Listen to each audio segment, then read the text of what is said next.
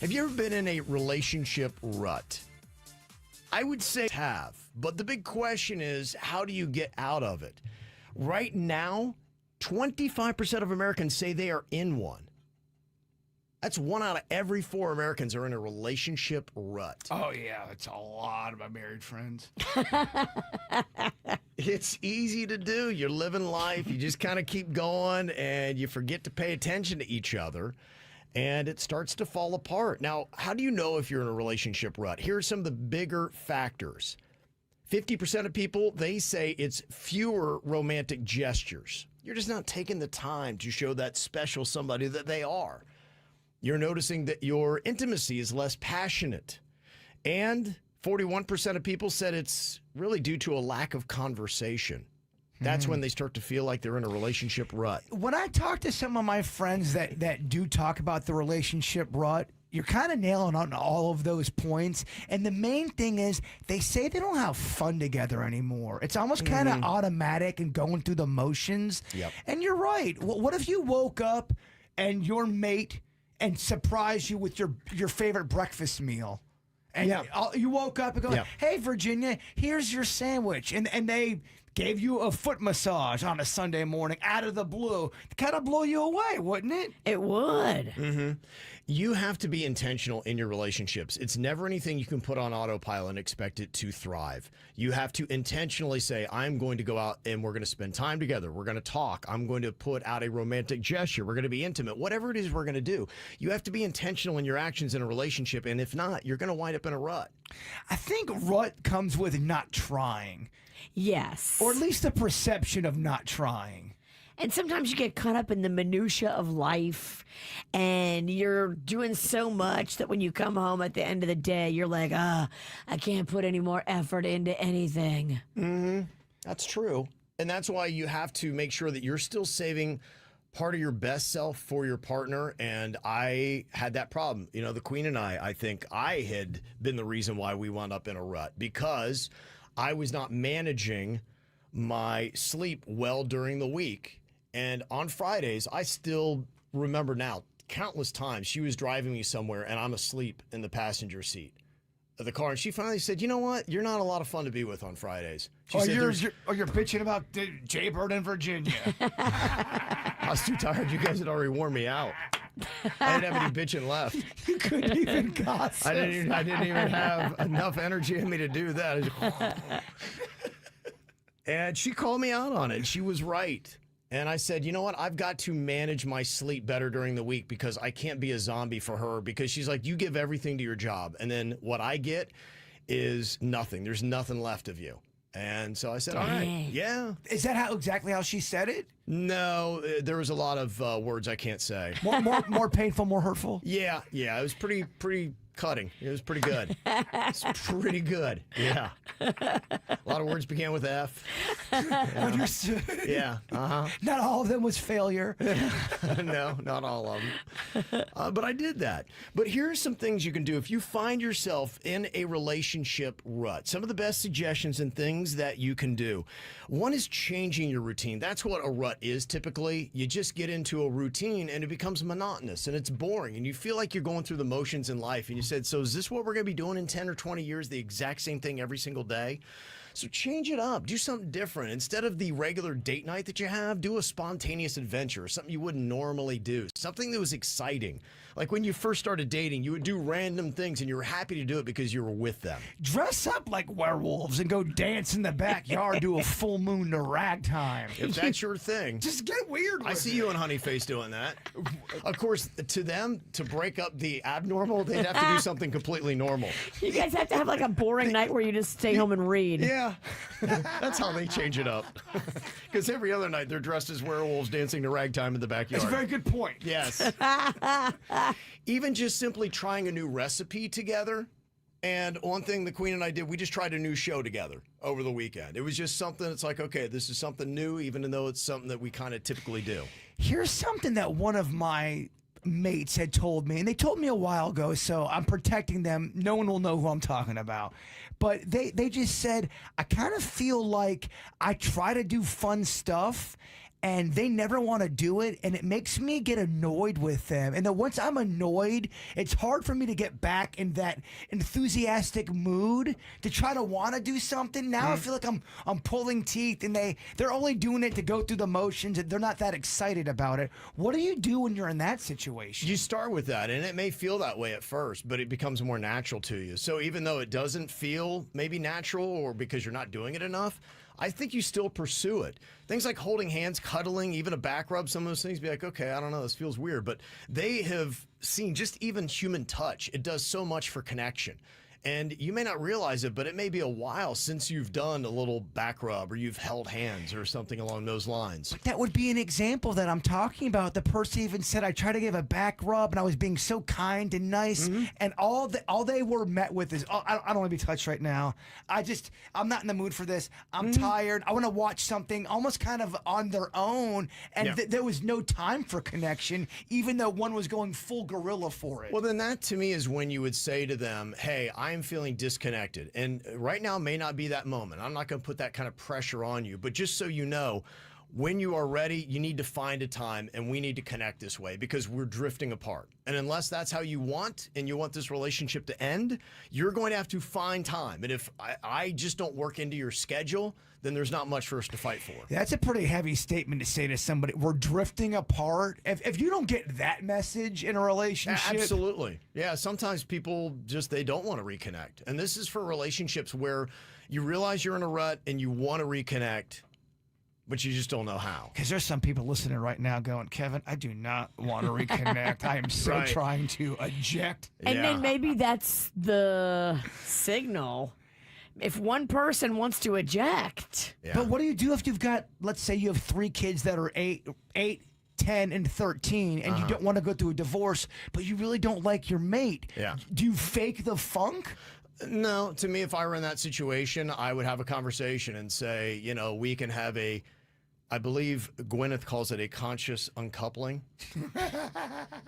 You've never sounded more annoying. Well, I'm learning everything from Gwyneth Paltrow. And honestly, I blame you, Virginia, because you had to talk about your dirt of the day. Yeah, you should blame yourself, Virginia. Yeah. Those aren't Kevin's words. Yeah, you planted that in my head. Yeah, so if you are to that point, then I think you would just say, hey, we'll kind of be together as a family, but we're not together as a couple. Boy, that's rough, man. That is tough, and I hope that's not where you are because, you have ignored and neglected what was a rut that grew into something bigger for a very long time. There's a couple other things that you can do. They say pursuing something new together is a good idea. Taking some kind of class. Sometimes you get into painting, dancing, mixology, whatever it might be. As long as it's not heroin. That's right. That usually doesn't help relationships too much. Not a bit. Yeah, so they say find something that you can both get excited about and try something together. The Queen and I, we recently took up the paddleboarding thing. Me, Denny's, and his wife, Jen, me and Honeyface, and then Twigs and his girlfriend were all supposed to do some kind of pottery class together. Oh, that's cool. That's cute. I think you can drink wine while you're doing it. Love it. I'd love to see how my pottery come out. Oh, my kid. Please bring it in. I will. Please. I Warped. see. Oh, these hamburgers. Yeah, you. And after drinking. Oh, my God. I mean, I'm good at pregame, so I don't want to go in there Yes, I with can't a wait. creative spirit. Please do it this weekend if you can. I'm going to do my best. I don't know that I've ever looked forward to something more in my life than seeing your pottery. They say sometimes a getaway is good because you just can't break out of a rut in your own home because you fall into chores, patterns, doing something that just always kind of takes you away. So you need to get away. And staycations in South Florida are awesome. And this is a great time of year to plan one because, boom, as soon as all the snowbirds take off, I don't know if you noticed, Virginia, but some of the room rates and vacations get a little bit cheaper around They here. do. A lot more affordable. And you travel a lot, Virginia. Does this happen to you? Because it happens to me anytime I leave this area, if it's on a plane or even a long road trip. Do you kind of start thinking differently? You kind of almost get a little introspective a bit? Yes, it frees up your mind from the minutia and allows you to be open to new experiences, new thoughts. It floods back in like endorphins and happy, and you're out of your rut. It's a form of meditation almost. You kind of go, maybe I didn't handle that situation great. Yeah. It makes you kind of, I don't know, it makes you take stock on things. It's a reset. A little bit. It's so good for you to do that. And this almost seems counterintuitive to trying to get out of a relationship rut, but they say spending time apart is sometimes the most effective thing you can do because you then start to appreciate the person you're with a little bit more and you find, be like, oh, I'd love to be sharing this with them. And then it kind of makes the heart grow a little bit fonder. I'm a believer of that. Yeah, and it really depends upon how you are. My wife's not that way. She doesn't reconnect to us by spending time away from us. But even I know But for some it would work. I know married couples that they have their bedroom obviously, but they also have their own little room of their own where they can do their own thing and kind of get away if they need to. And if you're able to respect that and not take it personal, I think that's healthy. Yeah. Everyone needs a little time on their own. Right. No, I definitely would agree with that. And the thing that they say with that is to take short solo trips or nights out with friends. How do you feel about that?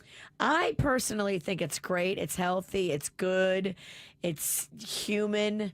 It's connective. Because I have relationships outside of my marriage that are very important to me. Friendships that need nurturing. And I think if I were to double date and force him down their throats and force them down his throat, like no one would have a great time. Even some of my friends that come over just for an hour and a half to have a beer, they go, dude, you have no idea how badly I needed this just to chill away from the grind, just for an hour to get away. And I do think it's important to have a little bit of a crew away from your, your immediate crew, just to keep your sanity. How do you feel about the girls' night out? Is that a good thing for a relationship or is it destructive? Because there's somebody on TikTok saying that it's trouble and you shouldn't do it. Because girls' night out 9 out of 10 times is wrecks somebody's relationship, and we all know it. Because girls go out on girls' night out and they get all dressed up and they do stuff they're not supposed to do, and they attract attention from people they're not supposed to be attracted to because they're seeking something outside their relationship that they're not getting in their relationship. They're just not telling the guy at home, who, by the way, is probably their backup. Do you agree with that? If you've got 5 girls on a night trip or a girls' night out, 4 out of 5 can be the most trustworthy. There's always one you got to be suspect. And that goes with guys, too. The more people you bring into the group, there's one bringing drama. Yeah. So is that really a good thing for your relationship, Virginia? Do you buy into girls' night out? I do, and I don't think all girls are going out looking for trouble and trying to start something and get attention from other men. The groups that I go out with, I went out, we went to Mardi Gras with a big group of girls, and I was with my husband a lot of the time, but then I went off with them for a little bit of the time. They didn't want any dudes coming around. And if a dude tried to get in the circle of this girl's, he was basically yelled at and shunned and left with his tail between his legs. Really? Okay. Like, this group of girls did not want male attention. They wanted to be with themselves and have lady love. And it was not looking for dude. She's right. If you're happy in a relationship, you can trust a girl's night out. It's when you've got 1 or 2 wild cards in there that's going to be bringing dudes with abs. Right. Oh, look at Jake. He's got great abs. He's the bouncer, but he gets off in an hour. He's a sweet guy. Yeah. Yeah. Only 23% of people watching KBJ TV right now think that a girls' night out is bad for a relationship. It's not. Yeah. If you trust your partner, I don't think it's a bad thing. In fact, I think it's a healthy thing. Yep.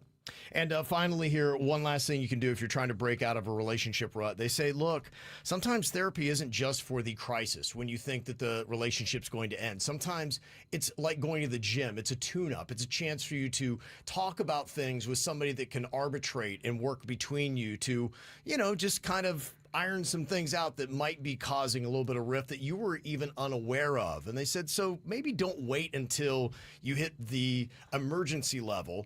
Go to therapy to just kind of talk and to kind of reconnect that way. I know. Go on. I'm sorry, You don't have to Virginia. wait till it's oh my God, we're about to get divorced. Right, yes. Like, you can go when you see little tiny cracks and get some help and tools to talk. I know somebody that goes to therapy when things are going well, and the reason why, the reasoning was because they wanted to identify what was working in their life and what made their life feel good. And they said by talking to a therapist, it helped identify all the positive things to keep their life positive. Oh, that's smart. It's a good plan. Before it all goes down. I think people are just waiting too long on the therapy. So there you go. If you are in a relationship rut, hopefully we just broke you out of it. This is how we do. It's the KVJ Show.